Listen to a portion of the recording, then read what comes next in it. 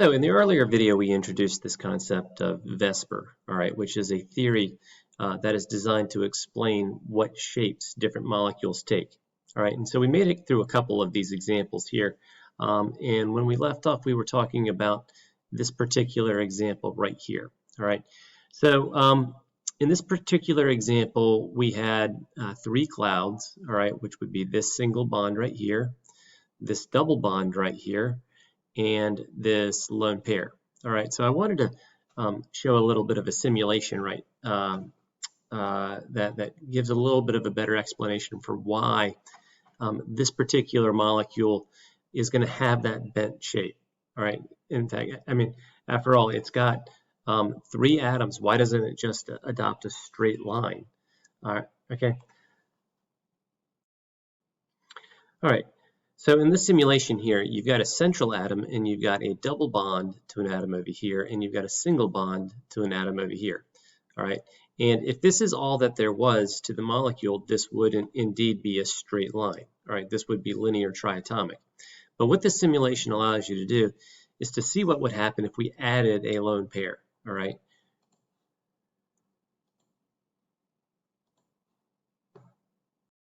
All right. Remember, in this particular molecule, we don't just have the bonds to the atoms, we also have this lone pair right here. So we're going to take this lone pair and we're going to put it there and take a look at what happens. All right. All of a sudden, it has a bent shape. All right. So what happens is that this lone pair, remember, the surface of that cloud is negatively charged, and those are going to repel these the clouds that are comprised of these electrons right here. All right. So notice in the bottom it tells you both the molecule shape and the electron geometry. All right. Electron geometry is what in the chart I use it refers to it as the parent shape. All right. Notice what shape that would be if you included all of the clouds. All right. That would be trigonal planar. All right. But if you're only looking at the position of the atoms, which would be here, here, and here, that is a bent shape. All right. In this next example right here, this is the first case where we really have to take advantage of thinking three-dimensionally. All right. So far, all of the structures that we've shown here on the top line, you could represent them correctly by drawing them on a piece of paper because they're all flat. All right. This one example right here, it's impossible for you to do it accurately on a piece of paper. All right. So if you took a look at this, it's got a carbon with 4 single bonds to hydrogens. Your first impression might be it's going to be exactly like we have here, where the angle between these bonds would be 90 degrees. All right. And if you're thinking about this two-dimensionally, you might think, well, that's the shape that allows these hydrogens or these clouds to get farthest apart. All right. So I've got a model here that will demonstrate that this is not in fact the shape that allows these clouds to get as far away as possible. All right. So this model represents essentially what you're looking at right there. All right. If this shape, if this were to be the shape, it would be called square planar. All right. Square, because if you connect all the atoms, it would make a square. All right. But planar, because it lays flat. All right. Notice all of the atoms are touching my hand here. All right. But one thing about this model is you can see the distances between the hydrogens here, and that would be an indication of how much distance there is between the clouds. All right. Here's another shape that's got 4 atoms connected to a central atom. All right. This is what's called a tetrahedron. All right. If you're describing it as an adjective, you say that's a tetrahedral shape. All right. But what I'm going to do, and one thing that's should be obvious about this is a 3-dimensional shape. All right. You cannot accurately represent this shape on a flat piece of paper. The best way I have to describe this is to think about the lower atoms as being like a tripod. All right. Notice that there's 3 atoms there, and then you've got essentially one that's pointing straight up. All right. So what I'm going to do is I'm going to take these 2 shapes and I'm going to put them right up next to each other, and we should be able to see which one puts more space between the hydrogens. All right, and the ones that I'm holding in my hand, they're exactly the same position. And you can see that the one attached to the black atom is a little bit further away than the one that's attached to the yellow atom. All right, that indicates that this shape right here is the natural shape that allows 4 different bonds to be as far away from each other as possible.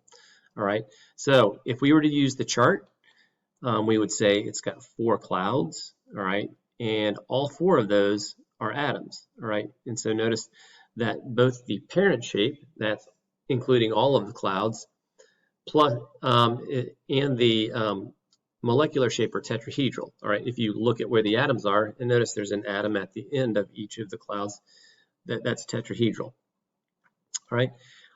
In this example right here, we have, it's actually very, very similar to this structure right here. The only difference is that one of the single bonds to hydrogen, well, first of all, the carbon is a nitrogen, but this bond right here has been replaced with just a lone pair, all right? So there's one thing that's similar about it. You still have 4 total clouds, all right? The only difference is that only 3 of those clouds involve bonds to atoms, all right? So the name of this particular shape right here is pyramidal, and I've got a model of that right here. All right, so this is pyramidal right here, and notice that it's very similar to tetrahedral, which I had right here, and the only difference is that one of these bonds has been replaced with a lone pair. All right, so if you consider the location of all of the clouds, these are exactly the same. It's tetrahedral. The only difference is when we're talking about the shape of the molecule, we're only talking about where the atoms are, all right? And so to get a better sense of that, let's just pull the lone pair off, and this is what you have, all right? This is what you call pyramidal, all right? Notice that when you look at it straight on like this, it kind of looks like the letter Y, which we called, that was trigonal pyramidal, or sorry, not trigonal, that would be trigonal planar, all right? But this is not trigonal planar. Anything that has the term planar in it means that it's totally flat.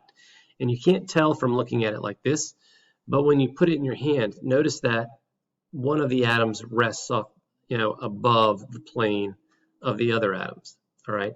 So it's called pyramidal because it kind of looks like a pyramid when you hold it like this.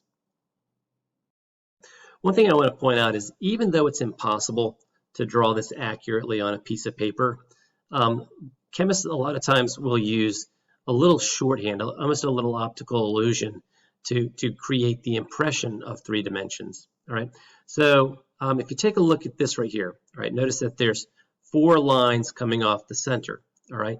Any line that's drawn like a regular line is assumed to be in the plane of the paper, all right? So for example, in this right here, this bond and this bond would be in the plane of the paper. All right. When you have a wedge, a solid wedge coming drawn like this, that's designed to give the impression of something coming towards you. All right. So notice that this atom right here, from your perspective, is coming towards you. All right. So that would be like this atom right here. All right. But notice that this one right here is going away from you. All right. When I turn it sideways, you can see it right there. But you can see when I rotate it, it would actually be coming back. It'd be heading towards that back wall. All right. So with those, you represent with this backwards dash. All right. So when you draw it like this, you can kind of get that impression of a tripod where this, and this would be like the legs of a tripod. And then you would have just a bond sticking straight up. All right. This would be a way to represent pyramidal. All right. Where picture the hydrogen atoms. These hydrogen atoms, if I hold it like this bond would be in the plane of the paper.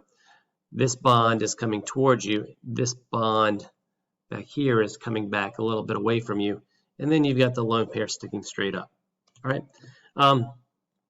The last shape that I'm going to talk about in this video is this one right here, all right? And this is water, all right? And one thing about water molecules that you'll see in chemistry is generally you're going to see water molecules drawn with a little bend. You're not going to see the oxygens, the hydrogens 180 degrees away from each other. They're going to be drawn like a boomerang. And that's because that is the actual shape of the water molecule. And the reason for that is these bonds are being repelled by these lone pairs right here. All right, so if we're just going to use the chart to figure out the shape, we could say that there's 1, 2, 3, 4 clouds. So that gives us this 4 right here. But only 2 of them, this one and this one, are actual bonds to atoms. All right, so using that, we can see that the parent shape would be tetrahedral, but the shape of the molecule is bent triatomic. And all I have to do to make a model of that is take this molecule right here and replace one of these hydrogens with a lone pair. All right, so if I take off one of these bonds to hydrogen right here and replace it with this lone pair, all right, notice this, what I call parent shape, is tetrahedral. That's the shape that lets all of these clouds get as far away from each other as possible. But let's take a look at the shape of just where the atoms are. All right, so I can make that a little clearer if I take off the lone pairs. These are the only atoms of the molecule. All right, notice that's a bent shape. What gives it that bend is the fact that you have these lone pairs up here that these bonds are kind of getting bent away from.